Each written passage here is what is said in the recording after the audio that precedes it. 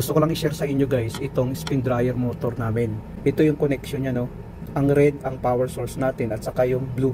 Tapos yung yellow naman, yun yung sa capacitor. Paano naman natin malalaman ngayon na itong spin dryer motor natin ay gumagana? Una guys, ikutin mo dito. Pag ikutin mo dito na smooth lang siya, ang kasunod niyan, tetesteran mo ngayon. Ilagay lang natin to sa times 1. Tapos i-calibrate natin tong multimeter natin.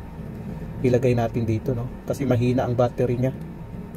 Dahil mahina ang battery niya guys, ilagay natin to sa times 10. Pwede rin naman sa resistance ang times 10. Tapos dito, i-setting lang natin. Ganon, sa times 10, no?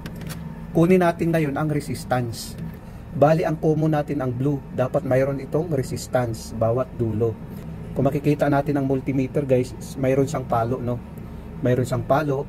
Tapos dito naman sa yellow, mayroon din yung palo dapat. Ayan, ibig sabihin, okay ito. Hindi siya putol, no?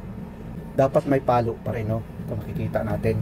Tapos dito rin, dapat may palo ang multimeter natin. So, ibig sabihin guys, ito siya guys, ay pwede itong magamit.